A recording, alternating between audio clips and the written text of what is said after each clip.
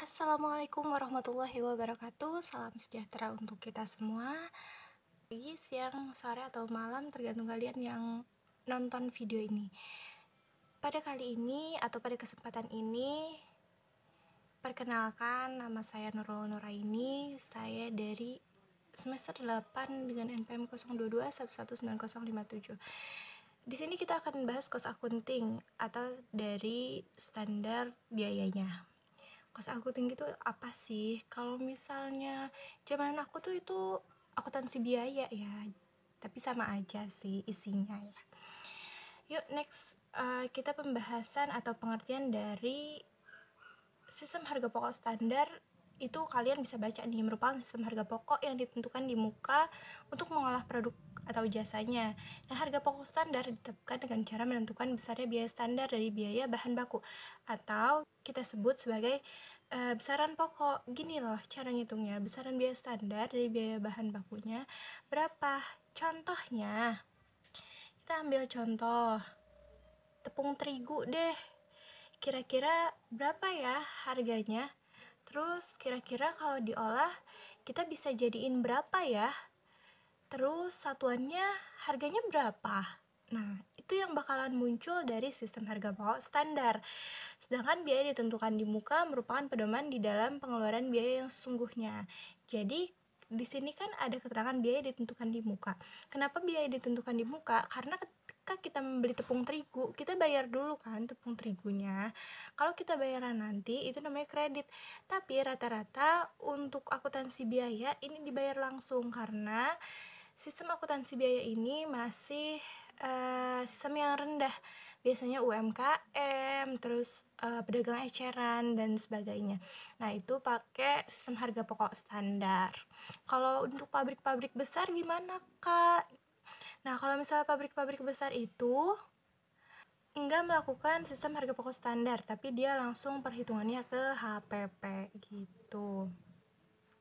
Maka yang dianggap benar adalah biaya standar sepanjang asumsi-asumsi yang mendasari penentuan harga pokok standar tidak berubah.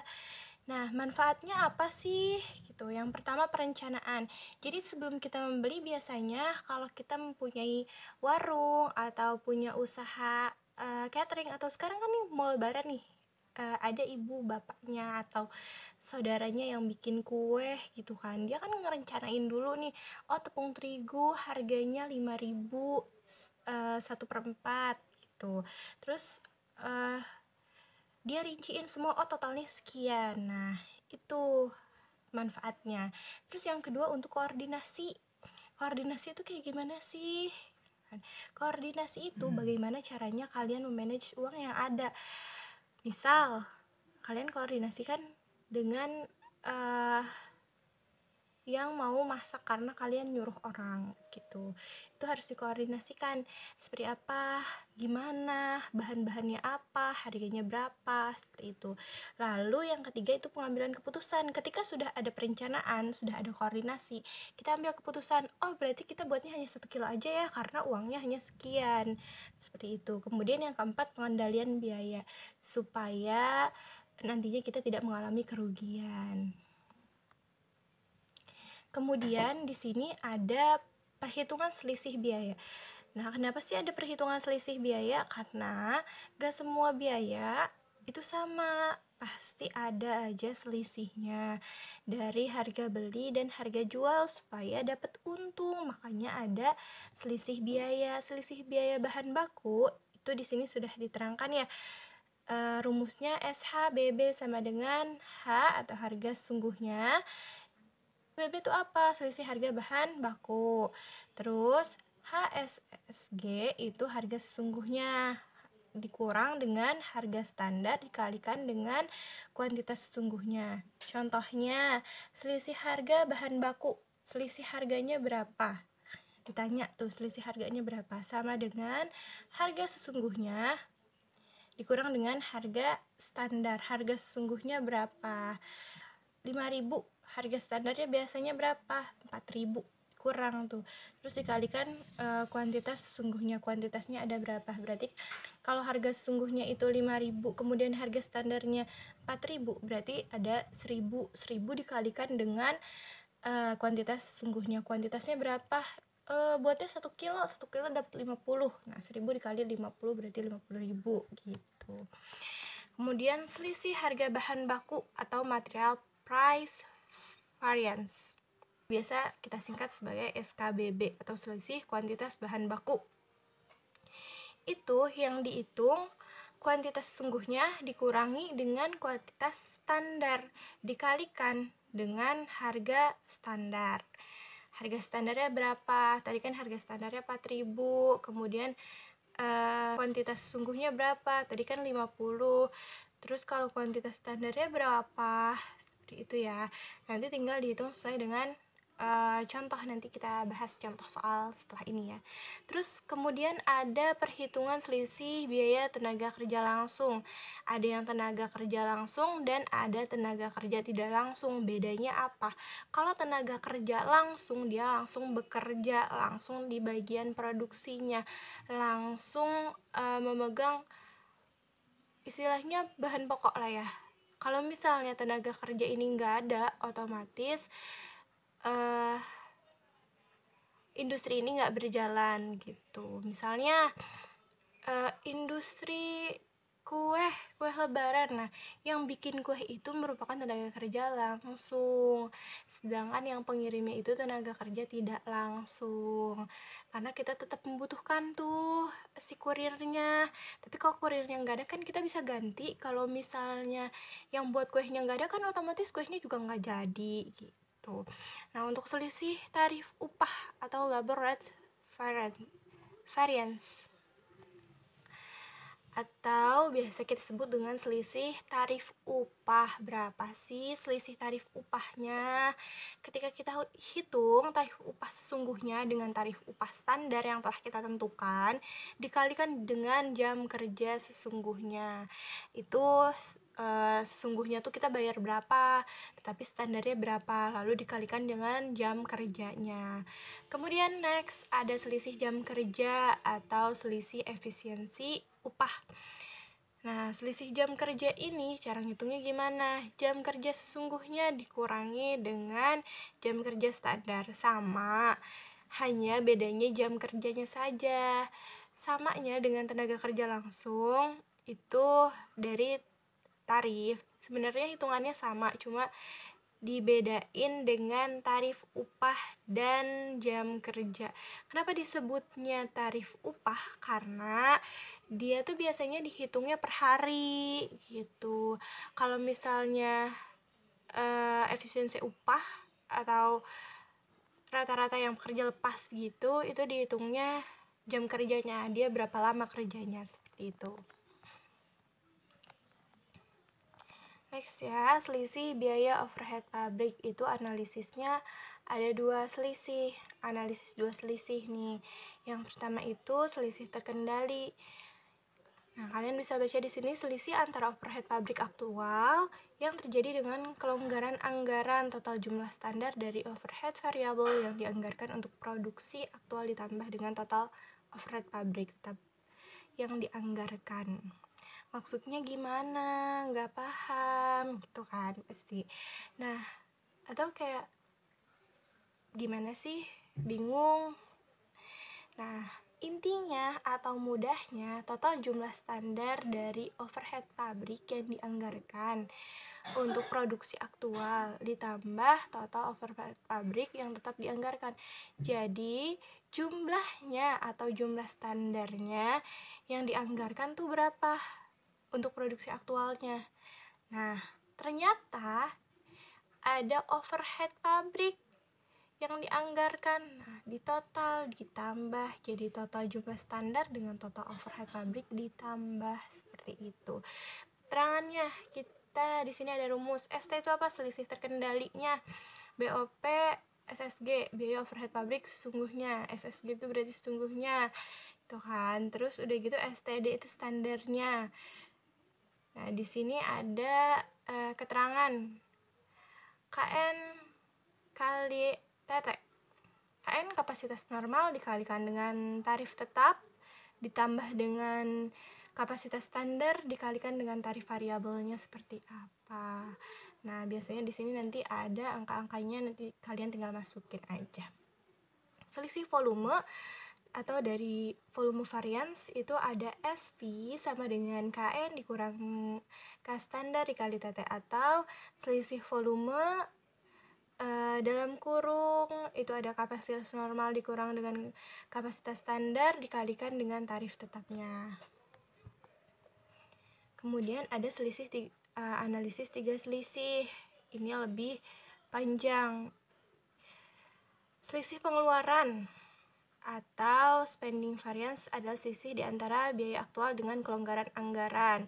Nah, rumusnya selisih pengeluaran sama dengan biaya overhead pabrik sesungguhnya dikurang dengan dalam kurung KN kapasitas normal dikalikan dengan tarif tetapnya, kemudian ditambah dengan kuantitas sesungguhnya dikalikan dengan tarif variabelnya. Yang kedua ini ada selisih kapasitas adalah perbedaan antara jumlah biaya overhead tetap dianggarkan dengan aktivitas aktualnya. Jadi biaya overheadnya ini tetap dianggarkan dari jumlahnya, kemudian dari si aktivitas aktualnya atau aktivitas sesungguhnya ya. Nah, SK sama dengan atau selisih kapasitas sama dengan kapasitas normal dikurang kapasitas sesungguhnya dikalikan dengan tarif tetapnya. Kemudian ada selisih efisiensi, ini yang ketiga ya, setara dengan tarif overhead dikalikan dengan selisih antara tingkat dasar alokasi aktual dengan jumlah standar.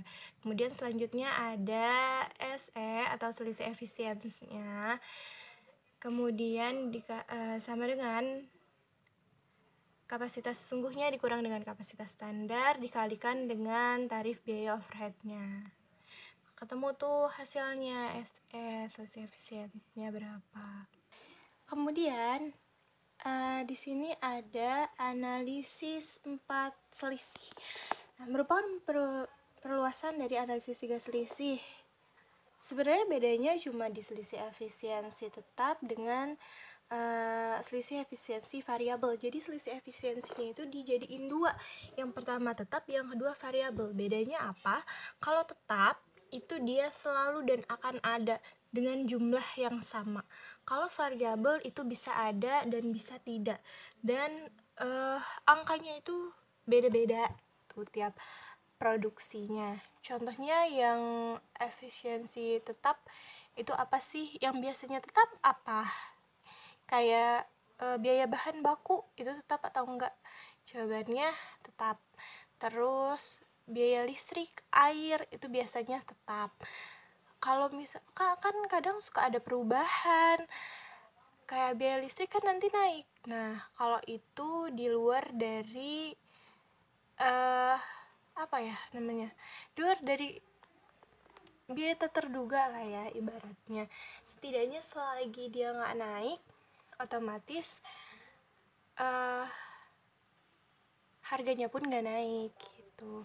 Sedangkan kalau efisiensi variabel itu contohnya ongkos kirim, karena kan tiap perusahaan itu suka beda-beda ongkos kirimnya. Terus ada juga yang ongkos jalan, kadang kan jauh nih, kan kita ngirimnya jauh, jadi harganya juga lebih mahal. Terus apalagi ya, tenaga kerja atau upah, biasanya upah tuh yang variabel, karena kan kadang kita mempekerjakan orang, kadang enggak lah, 2 juga cukup gitu. Yang kerja aja nggak usah ditambah lagi, nggak usah ditambah bantuan lagi, karena kan cukup. Seperti itu bedanya ya. Kemudian di sini kita bahas contoh soalnya. Untuk memproduksi satu produk diperlukan biaya produksi menurut standar. Itu biaya bahan bakunya 5 kg, 1 kilonya 1.000, maka hasilnya 5.000 untuk 5 kg. Biaya tenaga kerjanya 20 jam, sejamnya 500 rupiah, maka ditotalkan jadi 10.000 rupiah. Kemudian biaya overhead pabriknya itu variabel 20 jam 1 jamnya 400, maka hasilnya Rp8.000. Kelewat. Kita pakai ini. Kemudian di sini ada biaya tetapnya itu 20 jam. 1 jamnya 300, jadi 20 dikali dengan 300 hasilnya 6.000. Kemudian totalnya ditotalin antara biaya variabel dengan biaya tetap itu, kemudian ditambah dengan ini 10.000. Tuh, jadi hasilnya 29.000. Sama tadi yang di atas ya, nggak kelihatan ketutupannya ini. Gimana nih cara ngilanginnya? Gak bisa, dia tidak bisa menghilang kayak dia. Gimana? Jam kerja kuantitas standar 5.000 jam. 5.000 jam banyak banget. Iya kan, itu kuantitas standar itu dihitungnya selama 1 bulan rata-rata atau 30 hari. Nah, kapasitas produksi per bulan direncanakan, jadi mereka merencanakan itu 5.200.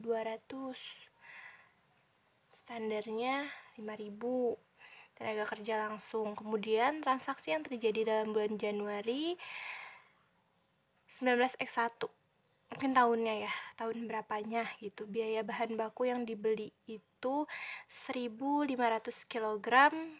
Nah, 1 kilonya itu 1.100. Kemudian jumlah produksi yang diproduksi dan selesai diproses dalam bulan Januari itu ada 251 satuan dengan biaya produksi sesungguhnya sebagai berikut. Yang pertama yang A, biaya bahan bakunya itu 1.050 kg udah terpakai. Nah, biayanya itu berapa 1 kilonya? 1.100, maka dijumlahkan atau dikalikan. Jadi jumlahnya segini, 1.155.000. Kemudian biaya tenaga kerjanya itu 5.100 jam. Ya kan? Ternyata kecapainya itu 5.100 jam. Maka 5.100 jam dikalikan dengan Rp475. Kok beda sih Kak? Kok jadi Rp475.000? Ternyata, atau pada kenyataannya kita membayar itu 475.000. Entah kita bayar misalnya nih upahnya memang 400 rupiah gitu. Ternyata setelah dihitung-hitung makannya, transportnya, dan sebagainya, itu ditambah dengan Rp75 per jamnya gitu. Maka hasilnya itu ada 2.422.500. Nah, BOP-nya ini langsung ya. Ada BOP tidak langsung, biasanya BOP tidak langsung kita ngitung dulu. Nah, untungnya di contoh soal ini BOP-nya langsung. Jadi sebesar Rp3.650.000. Kita ke jawaban. Harga pokok standar persatuan produknya adalah biaya bahan baku 5 kg dikalikan dengan Rp1.000, hasilnya Rp5.000. Oke, kemudian BTKL-nya atau biaya tenaga kerja langsungnya itu sebesar 20 jam dikalikan dengan Rp500. Ini kayaknya ada kesalahan nih, titiknya nggak titik di sini ya. Terus maka hasilnya Rp10.000. Oke. Kemudian next, di sini ada variabelnya 20 jam. Kita pakai ini lagi deh, tapi nggak kelihatan jadinya. Gimana ya? Itu 8.000. Nah, ini sama ya kayak yang di atas, harga pokok standar produksinya itu 29.000. Ini diketahuinya. Nah, gimana cara perhitungan selisih biayanya? Nah, baru kita pakai ini deh. Ini BBB atau biaya bahan baku HPS, harga pokok standar, harga pokok sesungguhnya dan selisihnya berapa. Nah, harga pokok standarnya ini nggak bisa di slide lagi ya. 250 dikalikan dengan Rp5.000, hasilnya Gini. 250 dikalikan dengan, nah 250 di mana? Ya kan? Yang atas nih. Ya kan? Ada ya. Dikalikan dengan Rp5.000, harganya 1.250.000. Kemudian harga pokok sesungguhnya pakai yang mana? Yang ini. Sesungguhnya pakai yang ini. Kelihatan? Aduh.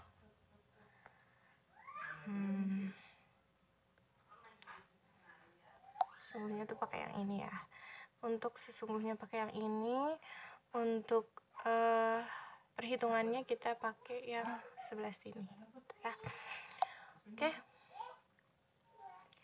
BTK-nya 250 dikalikan dengan 10.000, maka hasilnya 2.500.000 dengan harga pokok sesungguhnya itu 5.100 dikalikan dengan Rp475, maka hasilnya 2.422.500. Oke. Maka ketika dikurangi dengan harga pokok standar dengan harga pokok sesungguhnya itu selisihnya untuk BBB itu 95.000 dan untuk BTK itu 77.500. Kemudian BOP-nya itu ketika dihitung ada 250 dikalikan dengan 14.000, hasilnya 3.500. Terus ketika harga pokok sesungguhnya kan tadi sudah disebutkan ya sebesar 3.600 langsung dia. Maka selisih biayanya itu Rp150.000 gitu. Jadi ada selisih biaya minus 22.500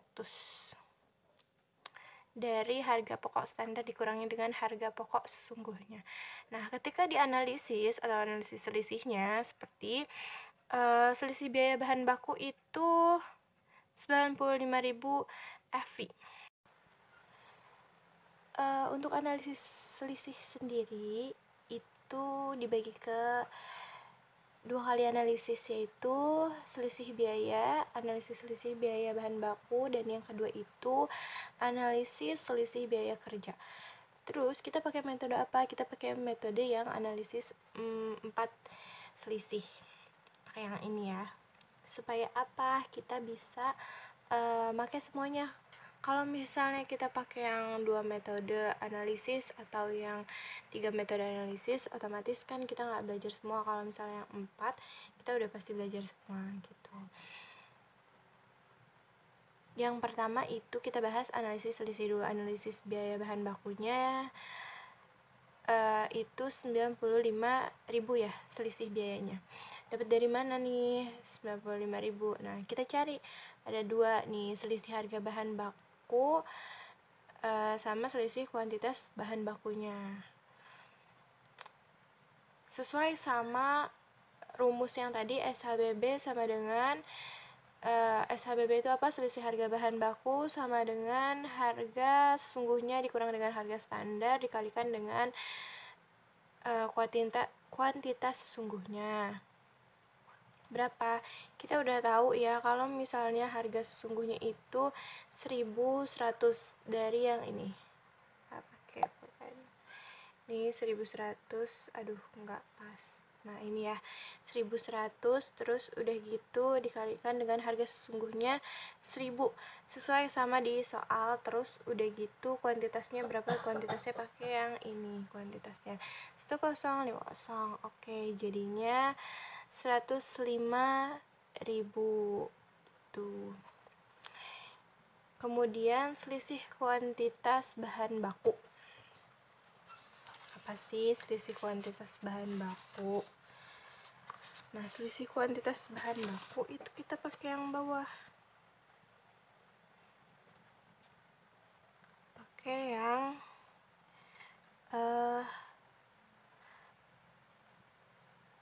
kuantitas sungguhnya dikurang dengan kuantitas standar dikalikan dengan harga standarnya berapa. Hasilnya dapat dari mana? Dari 1050 nya masih pakai yang ini atau pakai soal yang kedua, terus dikurangi dengan harga standarnya. Harga standarnya ada di soal, ini ada di soal ya. Terus udah gitu dikalikan dengan 1000-nya ini harganya gitu. Maka hasilnya itu 20 bukan 200.000 future value. Jadi keuntungannya untuk masa depan itu sebesar 200.000. Jadi selisih kuantitas bahan bakunya berapa? 200.000 gitu. Kemudian ada selisih biaya tenaga kerja, itu selisihnya dari yang ini nih, kita pakai yang ini ya, yaitu 77.500. Dapat dari mana? Kan dari sini, BTK atau biaya tenaga kerja. Biaya tenaga kerja ada apa aja? Ada upah dan ada jam kerja. STU, selisih tarif upah itu tarif upah sesungguhnya dikurang dengan tarif upah standar dikalikan dengan jam kerja sesungguhnya. Kan tadi sudah ya di soal di sini, bisa digerakin. Itu sebesar 475 rupiah yang tadinya 400, ya kan itu. Terus udah gitu dikurang dengan ini 400 apa teh? Coba kita hapus ya. 500 dikurang dengan 500. Maka hasilnya itu dikalikan dengan jam kerja sesungguhnya. Jam kerja sesungguhnya itu segini. Standarnya dari mana? Dari soal ini. Yang 500. Mana tuh yang 500? Ini nih. Ya, yang ini. Tuh. Maka ketemulah hasilnya 127.500. Kemudian selisih jam kerjanya itu jam kerja sesungguhnya dikurangi jam kerja standar dikalikan dengan tarif upah standarnya. Jadi 5.100 dikurangi dengan 5.000 dikalikan dengan 500. Hasilnya 50.000 unit variabel. Selisih biaya overhead pabriknya sama dengan 150.000. Dari mana 150.000? Nih, ini yang bisa kalian totalin ya. Nih. Dah, dari sini dari yang BOP. Oke, nextnya ada, kita pakai kan tadi analisis 4 selisih supaya semuanya dapat. Sebenarnya sama aja kayak yang ini hitungannya ya. Cuma ini lebih dirinciin lagi sesuai sama yang di soal. Terus udah gitu yang tadi udah dijelasin di materi pun sama. Nih, ini sama ya. Jadi selisih pengeluarannya itu SP sama dengan BOP sesungguhnya dikurang dengan KN dikalikan dengan TT ditambah dengan kuantitas sesungguhnya dikalikan dengan TV gitu. Hasilnya maka ketemu ini ya 50.000 UV. Sesuai sama yang di sini. Aduh. BOP sesungguhnya berapa? Ini kan si 3.600. Terus ternyata ini tuh enggak 3.600.000 loh gitu kan. Ditambahnya dari mana? Tuh, ditambahnya dari selisihnya. Si selisih kapasitas KN-nya berapa? 5.200, 5.200. Dapat dari mana?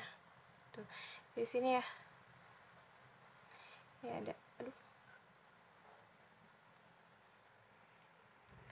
Jadi kalau misalnya ini selisih efisiensi tetap 5.100 dikurangi dengan 5.000 itu kan hasilnya 100.